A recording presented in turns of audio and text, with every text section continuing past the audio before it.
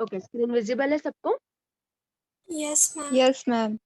Okay, so हम एक point पीछे से लेते हैं अभी, एक्यूरेसी एंड प्रिसीजन वाला जो पॉइंट है उसमें से।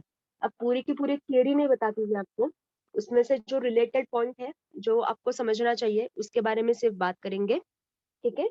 तो फर्स्ट ऑफ ऑल, दो ये जो टर्म्स है, क्या क्या, प्रिसीजन, ठीक है, एंड एक्यूरेसी। तो ये जो टर्म्स है दोनों, ये क्यों यूज करते हैं हम लोग, क्यों इसका हम यूज करते हैं?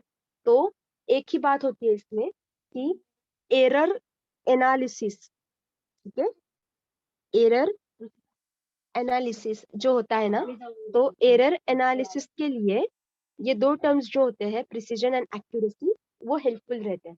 ओके, क्योंकि आपके एक्सपेरिमेंट में क्या हो सकता है ना, आपके एक्सपेरिमेंट में मैनुअल एरर हो सकता है, इंस्ट्रूमेंटल एरर हो सकता है, थेरोटिकल एरर हो सकता है। ओके, सो वो एरर एनालाइज करने के लिए और वो मिनिमाइज करने के लिए ये जो दो टर्म्स है ये स्टडी की जाती है। Okay, so very simple, accuracy क्या होती है कि आपकी जो कुछ भी मेजर्ड वैल्यू है, आपने किसी एक्सपेरिमेंट में एक ऑब्जर्व्ड वैल्यू निकाली, ओके, या एक मेजर्ड वैल्यू आपने निकाली,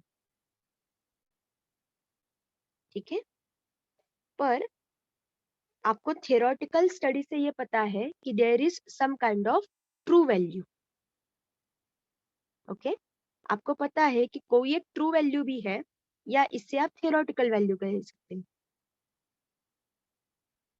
ठीक है? तो इन दो वैल्यूज में जब बहुत ही कम डिफरेंस आता है, तब you can say that your value is accurate. Okay, दोनों वैल्यूज में डिफरेंस नहीं होना चाहिए ज्यादा। So what is the definition of accuracy? कि nearness of the measure value to the true value is called as accuracy of the measurement. यहाँ तक समझ में आया है सबको? Yes ma'am. तो ये जो एक्यूरेसी है ये और एक पॉइंट पे डिपेंड करती है, that is your list count, ठीक है, लिस्ट काउंट। तो ये लिस्ट काउंट क्या होता है? हर एक इंस्ट्रूमेंट का एक लिस्ट काउंट होता है, राइट? तो जितना एक्यूरेटली आप लिस्ट काउंट निकाल सकते हो उतना एक्यूरेट आपका मेजरमेंट होगा। The smallest quantity that can be measured is least count, ठीक है? तो हर एक पॉइंट का क्या होता है, एक लिस्ट काउंट होता है। ओके, कैसा? आपकी जो स्केल होती है, ठीक है, ये जो स्केल होती है, स्केल का भी एक लिस्ट काउंट होता है। Okay, 1 mm, right? आपकी ब्यूरेट है, उसका लिस्ट काउंट होता है। हर एक इंस्ट्रूमेंट का लिस्ट काउंट होता है। तो ये जो लिस्ट काउंट है ये एरर एनालिसिस में मदद करता है, ठीक है? So in this way you can study the error. तो एरर दो टाइप के आप यहाँ पे हम लेते हैं, absolute error and relative error. Okay, अब देखो ब्यूरेट का लिस्ट काउंट क्या है, 0.1 ml, ठीक है? तो जब आपके जो कंस्टिट्यूटिव 3 रीडिंग्स अगर 10 आते हैं, 10 ml आते हैं, राइट? कितने? 10 ml आते हैं। तो आप क्या करते हो उसमें, आप सिर्फ उसमें ऐसा लिख लिख सकते हो, ठीक है? तो आपका जो रीडिंग है वो कितना आ सकता है? 10+1, 10+0.1 मतलब क्या? 10.1, हाईएस्ट रीडिंग 10.1 आ सकता है।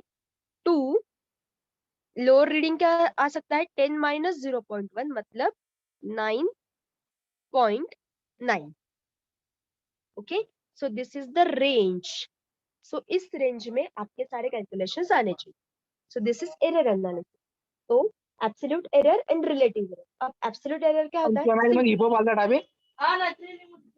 माइक माइक म्यूट रखो अपने। एब्सोल्यूट एरर जो है वो क्या होता है फिर? वेरी सिंपल, कि ये जो डिफरेंस है ना दो वैल्यूज का, observed value minus true value, ये जो डिफरेंस है that is your absolute error. Okay, and जो रिलेटिव एरर होता है, हमेशा ध्यान में रखो, रिलेटिव वर्ड आया रे आया, कि इसमें एक बात आपको समझनी है कि it is related to something. तो जो कुछ भी एब्सोल्यूट एरर यहाँ पे आया है, तो वो एरर वैल्यू कितनी है with comparison to true value? वो निकालना और उसको परसेंटेज में कन्वर्ट करना, that is your relative error. Okay, so in this way जब आप सारे के सारे इतने कैलकुलेशन करते हो, then you will come to know that how accurate is your reading. ठीक है, how accurate is your reading, ये आपको यहाँ पे समझ में आएगा।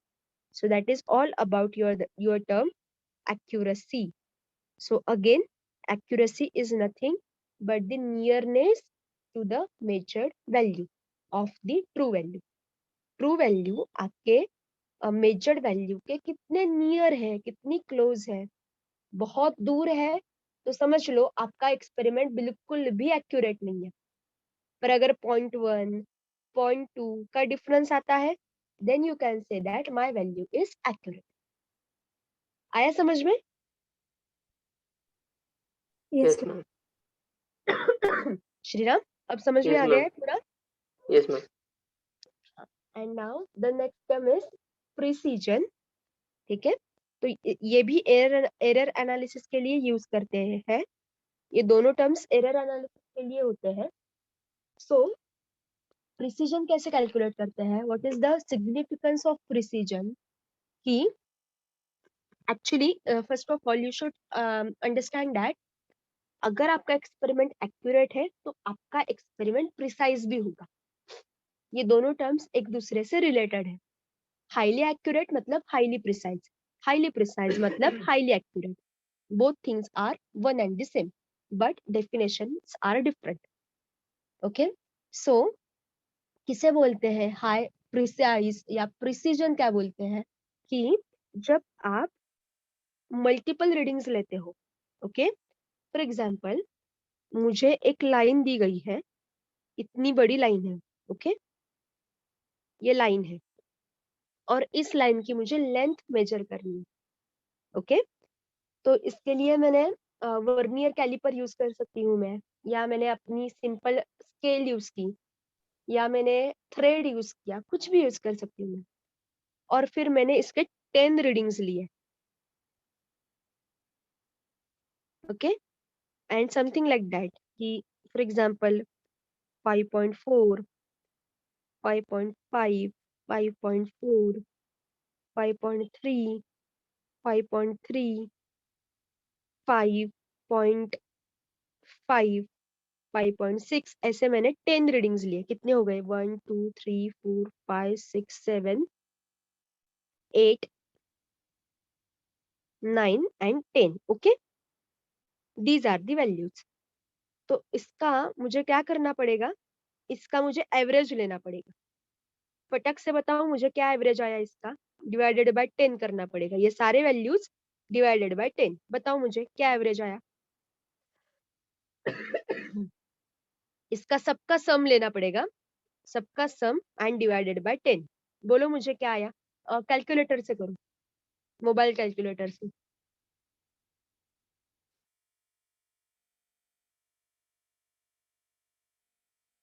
यस,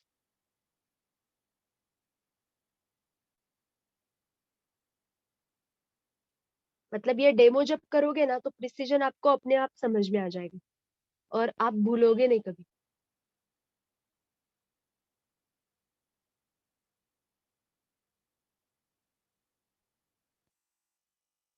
हो गया है कि नहीं?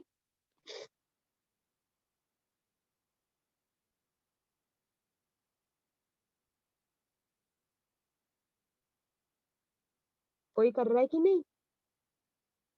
टीचर जस्ट मैंने फास्ट करो थोड़ा सा।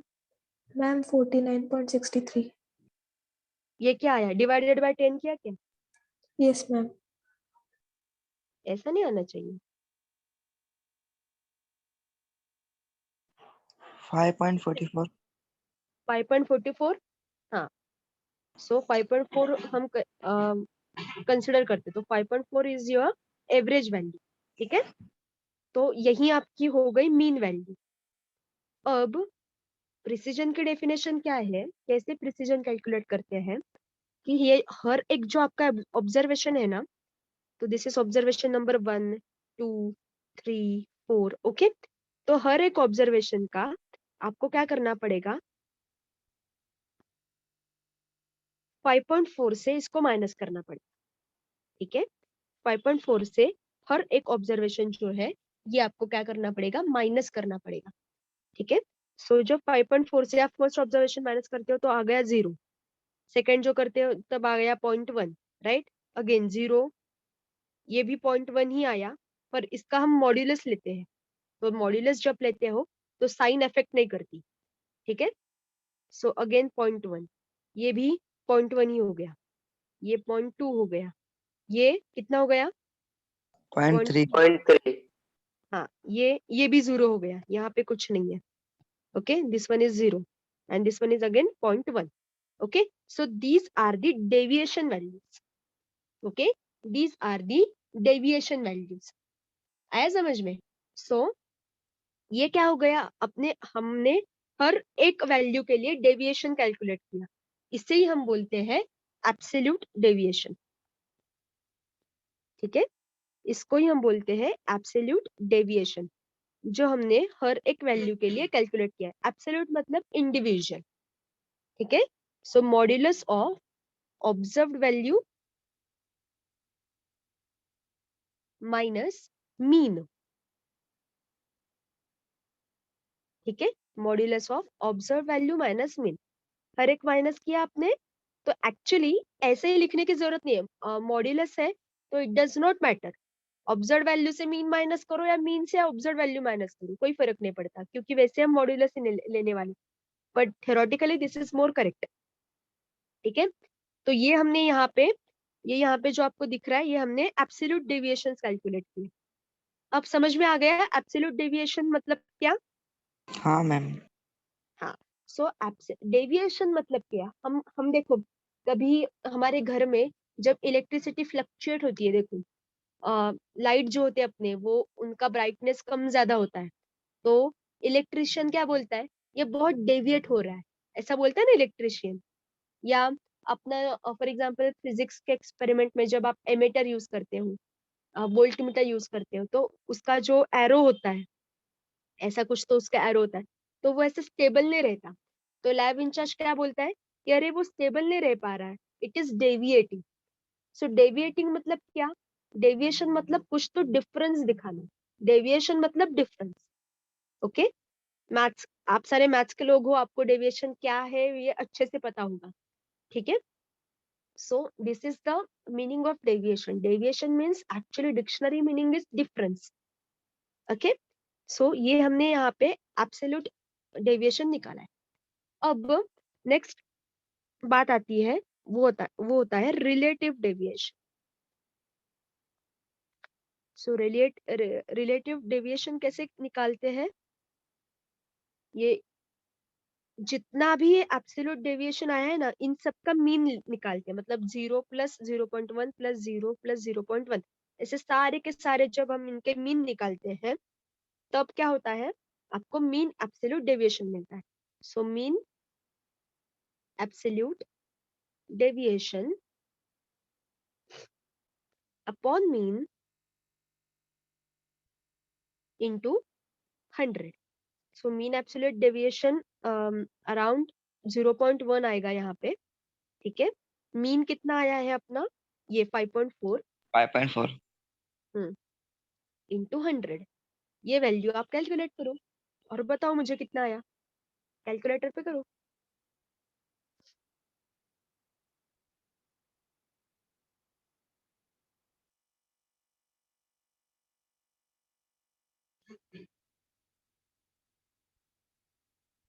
कितना आया, 1.85 ऐसा कुछ आया क्या, यस मैम। आया ना 1.85, 1.85 यस मैम। ऐसा कुछ तो आता है, राइट। सो और हाँ, इसको हमने अभी तक ये नहीं किया, इंटू 100, सो जब आप इंटू 100 करते हो तो 185 जाता है। हाँ बोलो। मैम, वो 1.85 मल्टीप्लाई हुआ वही है। मल्टीप्लाई करके आया क्या वो, यस मैम। हाँ ओके, हम वो यूनिटी से रिलेटेड लेते हैं ना, यस राइट। सो 1.85 ये अपना फाइनल वैल्यू आया, and it shows that your, ये रिलेटिव डेविएशन हो गया, सो इट शोज कि your experiment is highly precise. ठीक है, ये हाँ, जब प्रिसाइज नहीं होता तो 0.00 ऐसा कुछ तो वैल्यू आता है, 0.0.1234 ऐसा कुछ आया तो समझ लेना हमारे एक्सपेरिमेंट में प्रिसाइज करने जैसा कुछ है ही नहीं। ठीक है, so in this way you can understand the accuracy and precision। ठीक है, तो accuracy में एरर कैलकुलेट करते हैं एक्चुअली, एंड इसमें प्रिसीजन में भी एरर ही कैलकुलेट करते हैं, पर इन टर्म्स ऑफ डेविएशन। अब आया समझ में सबको एक्यूरेसी एंड प्रिसीजन किसे बोलते हैं? Yes, ma'am. Yes. हाँ, तो ये कभी Yes, भी ma'am. भूलना नहीं है, कौन से भी फील्ड में जाओ, कौन से भी फील्ड में जब आप लैब में काम करोगे तो आपको एक्यूरेसी एंड प्रिसीजन के साथ डील करना ही पड़ेगा। ओके, सो ये कभी नहीं छूटेगा, ये आएगा ही आएगा। आया समझ में? Okay, Yes. Yeah, ma'am. सो इसको अभी दिमाग में फिक्स कर दो, ये थोड़ा सा आपको फिजिक्स में भी है। ठीक है, फिजिक्स में भी आपको ये थोड़ा सा थियरी है, पर केमिस्ट्री का एक थोड़ा सा अलग ऐसे पड़ता है कि केमिस्ट्री वेट लैब एक्सपेरिमेंट से डील करता है। ओके, आपको अभी पता है wet lab and dry lab किसे बोलते हैं हम लोग, तो डायरेक्टली केमिकल्स हैंडल करना, वर्क करना, तो ये केमिस्ट्री में होता है, इसलिए एरर के चांसेस ज्यादा होते हैं। फिजिक्स में या इलेक्ट्रॉनिक्स में क्या होता है ना कि इंस्ट्रूमेंटल एरर के चांसेस ज्यादा, पर यहाँ पे मैनुअल एरर होता है, एक्सपेरिमेंटिव एरर होता है, थ्योरेटिकल एरर होता है, बहुत ज्यादा एरर्स केमिस्ट्री के एक्सपेरिमेंट्स में हो सकते हैं। That's why accuracy and precision is very important to know. Okay, so अब नेक्स्ट पॉइंट जो हमें स्टार्ट करना है, जिससे हम पहले लर्न कर चुके हैं या पहले हम थोड़ा सा समझ लिया था हमने, वो है सिग्निफिकेंट फिगर्स। ओके, सो सिग्निफिकेंट फिगर, तो अब सब लोग थोड़ा थोड़ा इंग्लिश जानते ही होंगे, तो सिग्निफिकेंट का मीनिंग क्या है बताओ मुझे।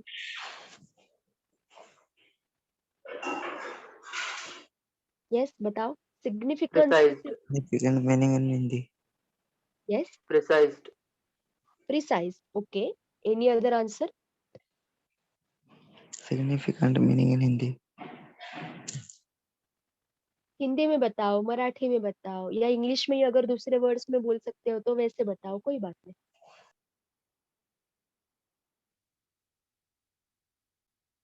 राइट डाउन द सिग्निफिकेंस, ऐसे आपको सोशल साइंस में वगैरह बोला होगा ना 10th तक।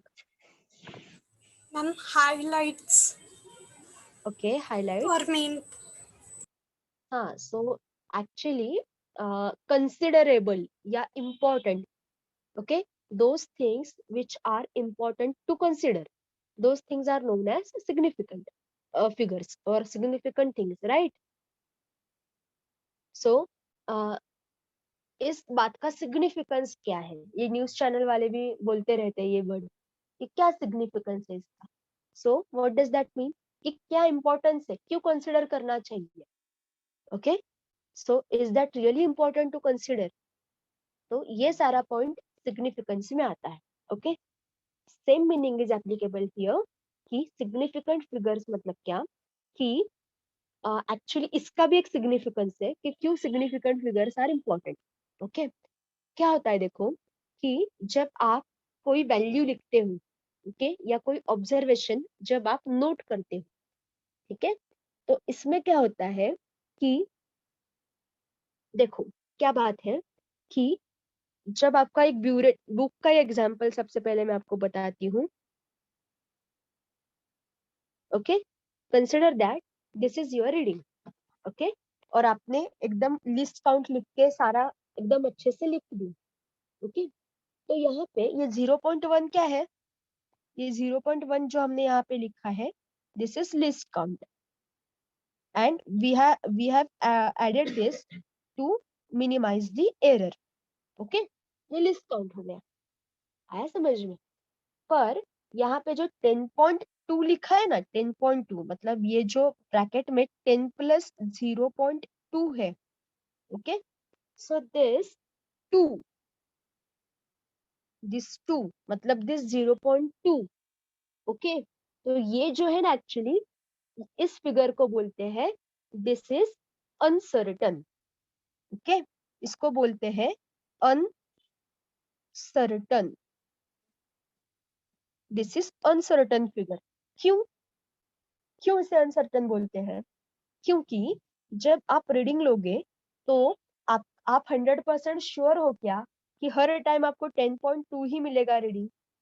नहीं ना. That's why we have added 0.1 in front of that figure. तो कभी आपको कैसे फिगर मिल सकती है? आपको 10.2 प्लस 0 प्लस माइनस 0.1 बोला है, तो कभी आपको 3 फिगर्स यहाँ पे मिल सकते हैं. कैसे? 10.1, 10.2 and 10.3. Okay, according to that आपको ये 3 फिगर्स यहाँ पे मिल सकते हैं. सो ये फिक्स वैल्यू है क्या 10.2? नहीं. ओके, ये स्टेबल वैल्यू नहीं है. दैट्स व्हाई दिस पर्टिकुलर 0.2 और 0.2 is called as uncertain figure. समझ में आया इसको अनसर्टेन फिगर क्यों बोलते हैं? Yes, ma'am. But if you observe that कि ये जो वैल्यू है 10 10 10 ये कांस्टेंट है, ये चेंज हुई है क्या? No, ma'am. नहीं. No, ma'am. Thus this 10 is known as certain value. Okay, this is certain value or certain figure, whereas this 0.2 is uncertain figure or uncertain value. ठीक है, so this is important to know.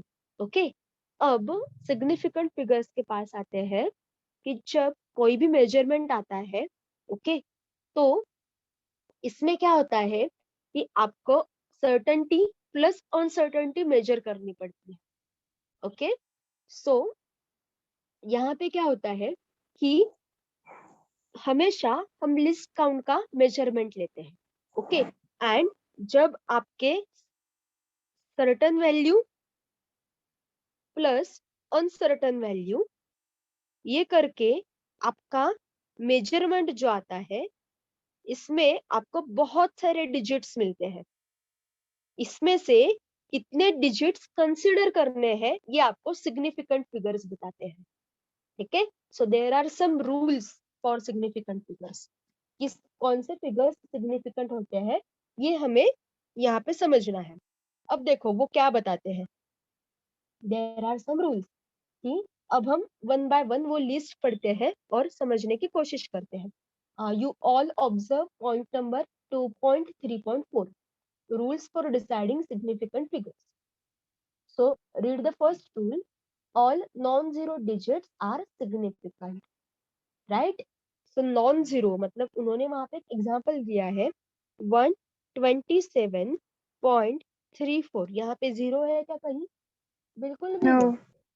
Right, सो यहाँ पे this one, this one, this one, this, all figures are significant. Okay, so यहाँ पे 5 significant figure है. As there is no zero, all figures are significant. So this is your first rule. Then second rule, all zeros between two non-zero digits are significant. Okay. So zero अगर end में नहीं आता है, first मतलब this end या this end दोनों ends में नहीं आता है पर बीच में आता है and zero is covered with non-zero digit, then all figures are significant. For example 100.04 ऐसी अगर आपके पास वैल्यू है तो यहाँ पे 3 जीरो है ना. तो अगर ऐसा कहोगे क्या आप कि चलो पहला रूल क्या कहता है कि non zero digits are significant, पर यहाँ पे 3 जीरो है तो सिग्निफिकेंट फिगर 2 है क्या? तो no, this is wrong answer. Zeros are covered by 2 non-zero digits. That's why here you will get 1, 2, 3, 4 and 5 significant figures. समझ में आया second rule? Yes, ma'am. Yes, ma'am. हाँ, वन बाय वन समझते हैं, okay, और आपके लैंग्वेज में इसे स्टोर कर लो दिमाग में, ठीक है।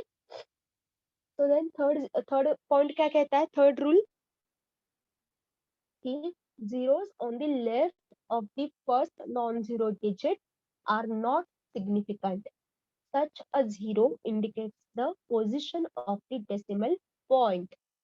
For example, देखो 0.025, consider this figure.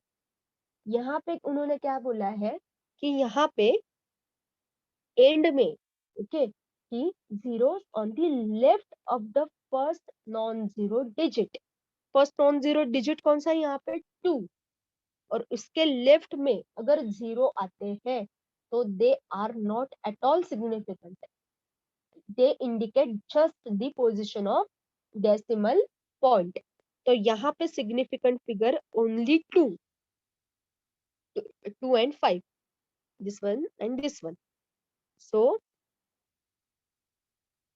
यहाँ पे बताओ कितने हैं significant figure, 2 yes, again 2, okay, then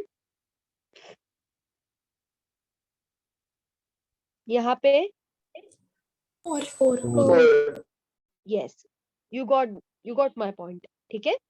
so in this way अगर लेफ्ट साइड पे जीरोस आते हैं तो they are not at all important, ठीक है।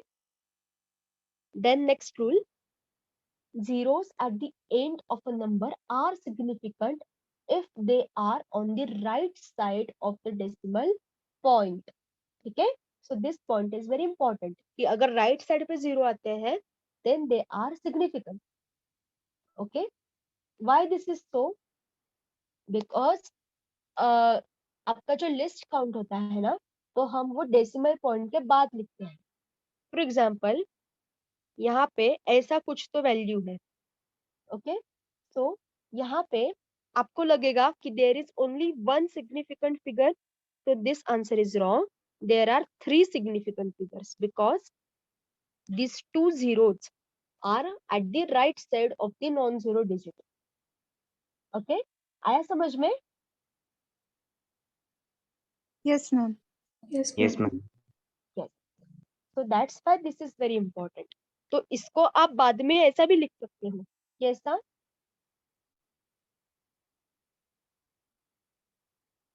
ऐसा भी आप लिख सकते हो इसको,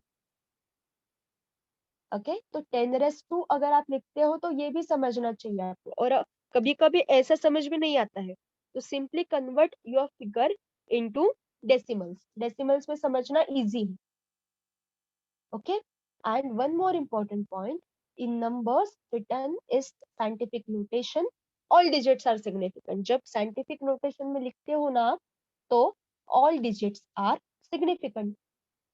तो आप मुझे क्वेश्चन करोगे फिर कि 10⁻², ऐसा मैंने यहाँ पे लिखा है, राइट, पर what if I write this as 0.40 and then I will change the order, यहाँ पे कम कर दिया तो यहाँ पे बढ़ाया, तो यहाँ पे क्या सिग्निफिकेंट फिगर्स ज्यादा होगी क्या?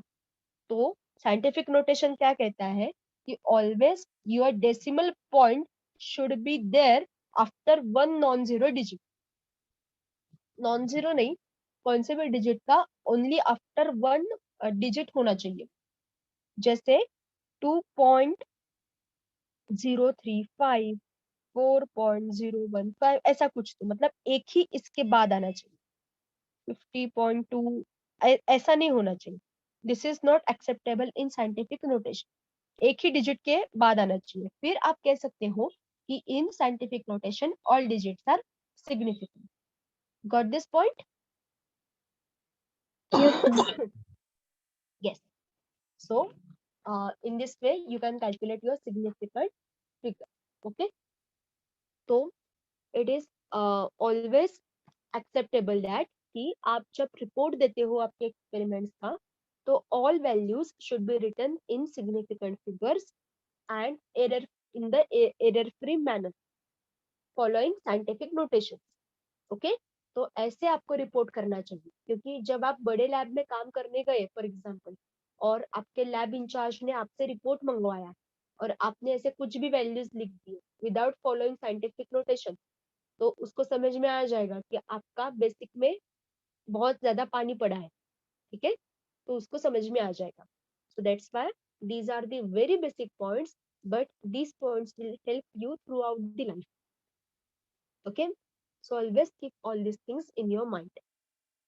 Okay, तो फिर सिग्निफिकेंट फिगर्स डिटरमाइन करने के लिए कुछ कैलकुलेशंस भी होते हैं. फॉर एग्जांपल राउंडिंग ऑफ करना, ठीक है, जैसे कंसिडर दिस वैल्यू 2.035.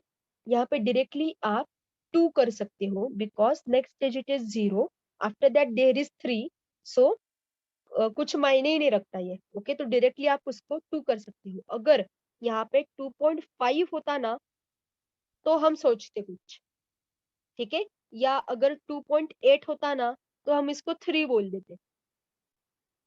आया समझ में? कंसिडर 46.32, ठीक है, तो इसमें 46.3 है, आफ्टर दैट 2 इज देयर, तो इसका 5 नहीं हो सकता. So you can convert this eight 46. तो होल नंबर लाना इज इम्पोर्टेंट. हमेशा होल नंबर नहीं आता, पर आपको ऐसे डिजिट वाले पॉइंट्स लिखना कम करना है. Why this is so? Because after you experiment you have to do lot of tests like statistical test. तो स्टैटिस्टिकल टेस्ट में अगर आपकी होल वैल्यू आती है ना तो it is preferable. That's why this rounding off is necessary. आया समझ में? सो एक्चुअली सिग्निफिकेंट फिगर्स का नंबर कम करना इज योर एम एक्चुअली. तो consider that you have 4 significant figures.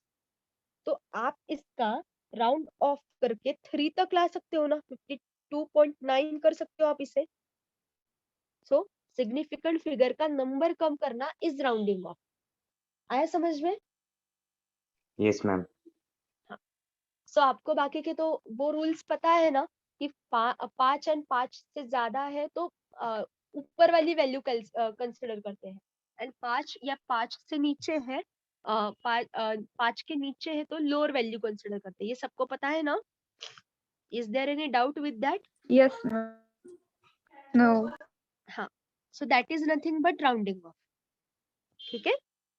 So significant figure जब आप लेते हो ना तो जैसे वैल्यू आई है वैसे कॉपी पेस्ट करना, ऐसा नहीं करना चाहिए.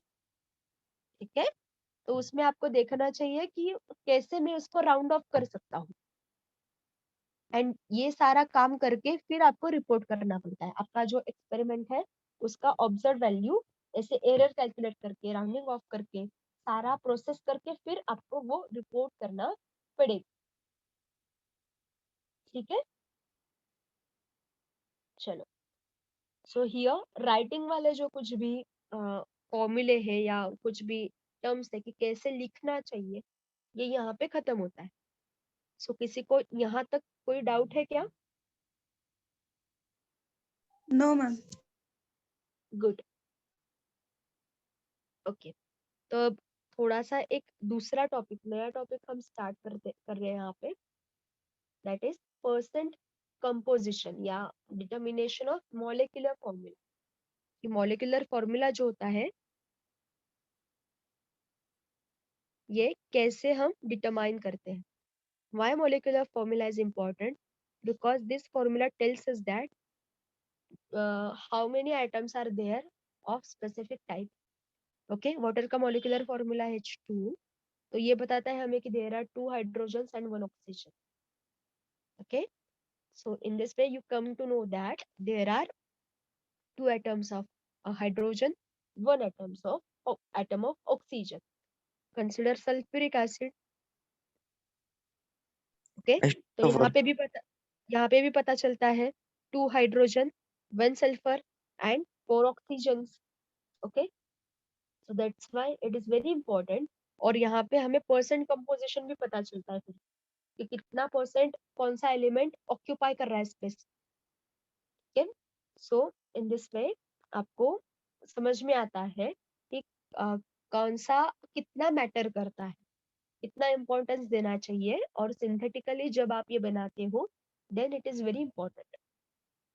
तो उसके लिए मॉलिक्यूलर फॉर्मूला जब आपको कैलकुलेट करना है, फाइंड आउट करना है अननोन एटम्स का, ओके, या अननोन मैटर का, तो इसके लिए आपको वो पिछले लेसन के लॉज लगेंगे, ओके।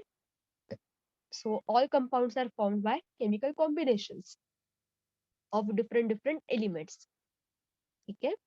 सो यहाँ पे हर एक का एलिमेंटल परसेंट कंपोजिशन होता है, आया समझ में। एंड उनका सब जब आप परसेंटेज कैलकुलेट करते हो तो वो नियर टू 100 आता है, ओके। पर 100 भी नहीं आता है, ओके। देर मतलब अगर हो गया ना तो एक 99 पॉइंट समथिंग ऐसा कुछ तो आएगा, या 98 पॉइंट समथिंग ऐसा कुछ आएगा, because there are also some kind of impurities present in between them, okay. But still if we ignore that, then we can say that the ratio of the atoms of constituent elements in the molecule can be calculated, okay. इसका हम ratio calculate कर सकते हैं. So here comes one important term, empirical formula. तो what is empirical formula? उसकी definition ऐसी है, the simplest ratio of atoms of the constituent elements in a molecule is called as the empirical formula. For example, consider sulfuric acid, right? तो इसमें हर एक का एक percent composition है, right?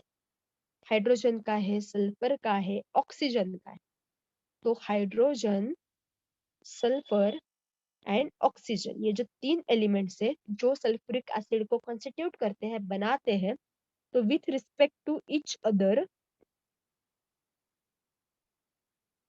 Okay, मतलब with respect to hydrogen and sulphur, hydrogen and oxygen, sulphur and oxygen, okay, with respect to each other, वो कितने percent में प्रेजेंट है, तो इसका रेशो इज एम्पिरिकल फॉर्मूला. आया समझ में? No ma'am. नहीं आया? देखो, जब प्रॉब्लम सॉल्व करेंगे ना हम इसका, तो और समझ में आ जाएगा. पर अभी के लिए थियरी के लिए कि hydrogen sulphur with compare to sulphur, by compare to sulphur, hydrogen is present in how much quantity, या उल्टा, with respect to hydrogen sulphur is present in how much quantity, okay. इसका स्टडी करना, इसका ratio निकालना, और ऐसे हर एक element के लिए करना with respect to each other, this is empirical formula. आया समझ में अब? Yes ma'am. हाँ. So with respect to each other कितना ये प्रेजेंट है, ओके. कंसिडर दैट एक घर में एक 5 लोग रहते हैं, okay. 5 persons are there, okay. और हर एक की हाइट डिफरेंट है, पर इसमें जब शॉर्ट हाइटेड जो होता है ना, वो क्या करता है, वो हर एक के साथ अपनी हाइट मैच करके देखता है, ओके. फिर बाकी के लोग भी एक दूसरे के साथ अपनी हाइट मैच करके देखते हैं, और फिर उनका रिजल्ट लगता है कि yes, I am highest, okay, I am the highest person in this room. पर उसके लिए हम वो लोग क्या करते हैं कि सब लोग 5 के 5 लोग एक दूसरे के साथ हाइट उसकी क्या करते हैं, कैलकुलेट करते हैं, मतलब कंपेयर करते हैं. So this kind of calculation is done in calculation of empirical formula. अब आया समझ में? Yes ma'am. Yes, ma'am. Yes ma'am. Yes. So this is empirical formula, and along with empirical formula, if we know the molar mass, then you can easily calculate the molecular formula of that particular element, okay. So molecular formula can be obtained from empirical formula if the molar mass is known to you, okay. So एक question solve करते हैं हम लोग, given question. हम पहले given ही question solve करेंगे, and फिर आपके एक्सरसाइज के या नोट्स में जो क्वेश्चंस दिए हैं वो सॉल्व करने की कोशिश करेंगे, ओके. बुक का ही क्वेश्चन पहले सॉल्व करते हैं, वो समझने की कोशिश करते हैं, okay. So read your problem number 2.9, given problem, okay. So it is given, a compound contains 4.07% hydrogen. So write down the given values with me. What is given? So your compound is containing 4.07% of hydrogen, then 24.27% of carbon, and 71.65% of chlorine by mass. Okay, so हाँ, ऐसा क्यों लिखा है by mass? क्योंकि ये सारे के सारे सॉलिड्स हैं. ओके, एक्चुअली क्लोरीन जो है ना, ये गैस होता है, पर उसको कंप्रेस करके फिर उसका कन्वर्जन करके उसको मास में लिया है. ठीक है, नहीं तो sometimes you can also find that these measurements are expressed in volume also or density also. Okay, that's why particularly उन्होंने mass लिखा है यहाँ. Okay, weight by weight calculation. So molar mass given है. What is molar mass? कितना है molar mass? 98.96 grams. ठीक है. What is asked? What is its empirical formula? So they have asked you the empirical formula and atomic masses of hydrogen, carbon and chlorine are given. Okay, unified atomic masses में उन्होंने सारे के सारे जो calculations है या atomic masses है ये दिए हैं आपको. Okay, so how to calculate the empirical formula? So here is the solution for that. सबसे पहले चेक करो ये जो सारे वैल्यूज है ये 100 तक आते हैं कि नहीं. Okay, so it is approximately 99.99 near to 100. Okay, आया समझ में? So कभी कभी क्या होता है, हाँ क्या होता है, 99. यस 99.99 आया होगा.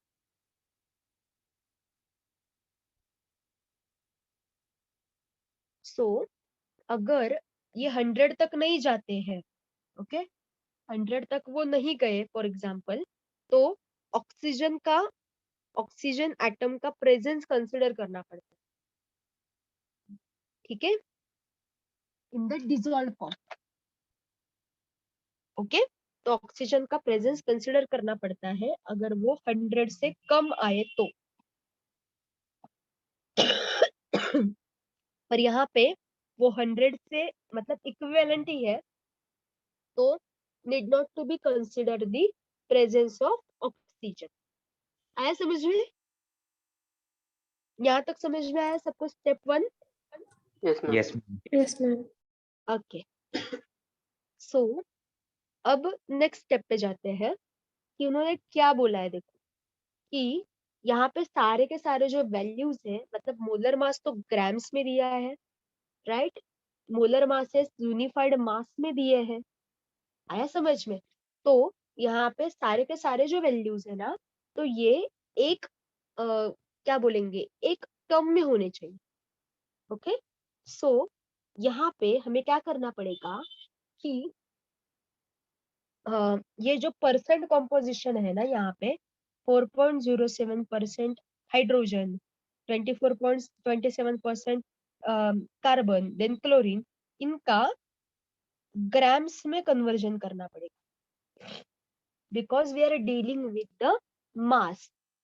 तो मास परसेंट का आपको क्या करना पड़ेगा, आपको ग्राम्स में कन्वर्ट करना पड़ेगा. But as total mass is 100, then आप कैलकुलेशन करके देखो जितना परसेंट मास परसेंट आया है ना, उतना ही उसका ग्राम्स में आएगा. मतलब 4.07% is equivalent to 4.07 grams, because उसकी फाइनल वैल्यू जो है इन तीनों का सम करके 100 ही आने वाला है. दैट्स व्हाई 4.07% मतलब 4.07 ग्राम्स, 24.27 ग्राम्स एंड 71.65 ग्राम्स. अगर इसका सम अगर कम ज्यादा आता ना, तो फिर इसके मास परसेंट एंड ग्राम्स वैल्यू में डिफरेंस आ जाता. आया यहाँ तक समझ में? सेकेंड स्टेप समझे सबको? Yes, ma'am. Yes, ma'am. Good. Now अब हमें मोल्स में कन्वर्ट करना है इनको, राइट? ये जो 3 एलिमेंट्स यहाँ पे गिवन है ना, तो इनको हमें क्या करना है, मोल्स में कन्वर्ट करना है। तो कैसे कन्वर्ट करें मोल्स में? वेरी सिंपल, कि जितना भी ग्राम्स है ना, तो इस ग्राम से उनके जो कुछ भी मासेस है, एटॉमिक मासेस, उनको डिवाइड करो। तो moles of hydrogen for example, तो 4.07 ग्राम्स अपॉन उसका जो कुछ भी एटॉमिक मास गिवन है, यूनिफाइड मास है, तो उससे उसको डिवाइड करो, तो फिर आपको मिलेगा 4.04 मोल्स। ऐसे कार्बन का करो, क्लोरीन का करो, तो फिर सबके आपको मिल जाएंगे। कार्बन का आएगा, अब ये गिवन प्रॉब्लम है, इसमें ज्यादा दिमाग लगाने की जरूरत है नहीं, इसलिए वो वैल्यूज हम कॉपी पेस्ट कर रहे हैं यहाँ पे। सिर्फ हमें यहाँ पे स्टेप्स समझनी है, इसलिए हम गिवन प्रॉब्लम है फिर भी उसको सॉल्व कर रहे हैं, ठीक है? तो these are the moles of carbon, moles of chlorine, ठीक है? तो नाउ यहाँ पे अब हमें समझना है कि जो सारे के सारे जो हमें मोल्स मिले हैं, तो नेक्स्ट स्टेप कहती है divide the moles values obtained above by the smallest value among them, ठीक है? फिर क्या करना है, इन तीनों में से जो स्मॉलेस्ट वैल्यू है, उस वैल्यू से इनको क्या करना है, डिवाइड करना है। क्यों ऐसा करना है? बिकॉज एक तो क्राइटेरिया कंसिडर करना पड़ेगा, ओके? तो स्मॉल जो वैल्यू है वो सबसे लेस स्पेस ऑक्यूपाई करती है, सबसे कम कॉम्बिनेशन में, केमिकल कॉम्पोजिशन में सबसे कम स्पेस सबसे लोअर वैल्यू की होती है, तो उससे ही मल्टीप्लाई करते हैं। Then you will get the idea how much space is occupying your element, okay? So क्या करेंगे फिर, यहाँ पे सबसे स्मॉलेस्ट वैल्यू कौन सी है, फर्स्ट, सेकंड या third? Third. Third. 2.021. Yes, third value is smallest value, तो सब वैल्यू को इससे डिवाइड करते हैं फिर। सो डिवाइड करने के बाद आपको क्या मिलेगा, रेशो मिलेगा, क्या? 2:1:1 नियर, मतलब ऐसा नहीं होगा, पर उसको फिर राउंड ऑफ करके ऐसा आपको रेशो मिलेगा, ठीक है?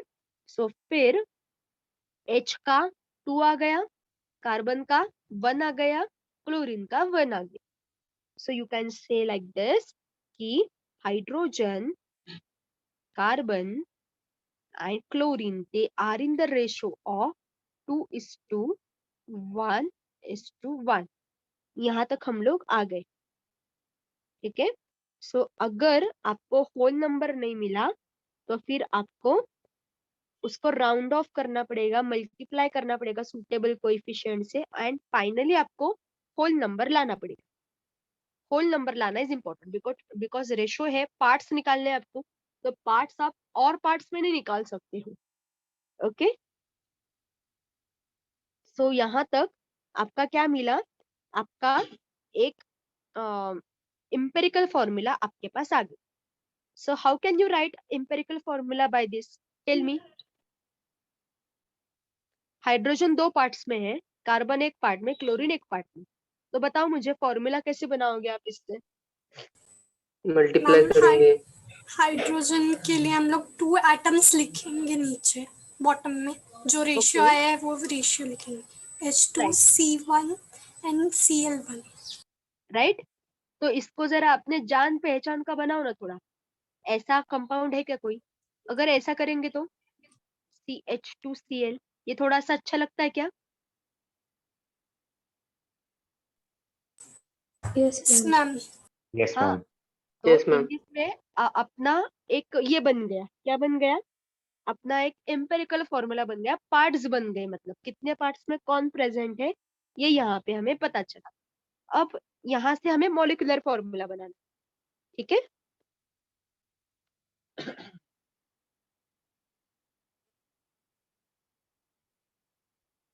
अब देखेंगे मॉलिक्यूलर फॉर्मूला कैसे बनता है, वेरी इजी। क्या करते हैं फिर यहाँ पे कि सिर्फ क्या करना है आपको, कि जितने भी एटॉमिक मासेस है ना, एटॉमिक मासेस जो कुछ भी हमारे रेगुलर वाले हैं, तो इनका एडिशन करो एम्पिरिकल फॉर्मूला के साथ। ओके, फिर आपका बन जाएगा वो। कैसे? H2Cl है। ओके, तो करूं, कार्बन का कितना है 12.01 है, प्लस हाइड्रोजन का कितना है, अब 2 है ना इसलिए 2 इंटू 1.008, ये गिवन है सारा, ये लर्न करने जैसे कोई बात नहीं है, प्लस 35.453। ये जब आप एडिशन करते हो तो आपको मिलेगा 49.48 ग्राम्स। ओके, एंड सिंपली क्या करना है आपको, मोलर मास को एम्पिरिकल, ये क्या हो गया एक्चुअली, ये एम्पिरिकल फॉर्मूला मास हो गया, ये एम्पिरिकल फॉर्मूला मास हो गया। अब सिंपली क्या करो, नेक्स्ट लेवल में मोलर मास जो है, तो मोलर मास से ये एम्पिरिकल फॉर्मूला मास है ना, उसको डिवाइड करो। Okay, so molar mass given है, प्रॉब्लम देखो, प्रॉब्लम में गिवन है ना मोलर मास आपके कंपाउंड का, तो उन्होंने 98.96 दिया है। सो 98.96 अपॉन ये यहाँ पे जो आया है वो 49.48 आया। तो ये डिवाइड जब आप करते हो तो फिर आपको वैल्यू मिलेगी यहाँ पे 2 अप्रोक्सीमेटली, एंड इसको बोलेंगे स्मॉल आर। ओके, इसको ये जो वैल्यू है ना, इसे स्मॉल आर बोलते हैं, आर वैल्यू आपको 2 आएगी। तो क्या करना पड़ेगा आपको कि पूरा का पूरा जो आपका जो एम्पिरिकल फॉर्मूला है ना, ये एम्पिरिकल फॉर्मूला को आपको इस आर वैल्यू से मल्टीप्लाई करना पड़ेगा। मतलब CH2Cl ये है ना, तो आर वैल्यू जितने भी आती है ना, उसको 2 से मतलब उस आर वैल्यू से मल्टीप्लाई करो। तो 2 है ना, तो कार्बन 2 हो गया, हाइड्रोजन जो है वो 2 इंटू 2 4 हो गया, एंड क्लोरीन फिर से 2 हो गया, and this is nothing but your molecular formula. समझ में आया? एम्पिरिकल फॉर्मूला से मॉलिक्यूलर फॉर्मूला कैसे निकालते हैं, एम्पिरिकल फॉर्मूला कैसे निकालते हैं, ये सारी बातें समझ में आ गई? Yes, ma'am. Yes, Yes, ma'am. ma'am. हाँ, ओके। अब आपके बुक में ऐसे ही प्रॉब्लम नंबर 2.10 है ना, वो समझ के कोशिश करो अच्छे से सॉल्व करने की। Okay, after that we will continue the next part into in next lecture, and then once this lesson will get over, we will solve the problems related to this lesson. Okay, so Yes, we ma'am. can stop here.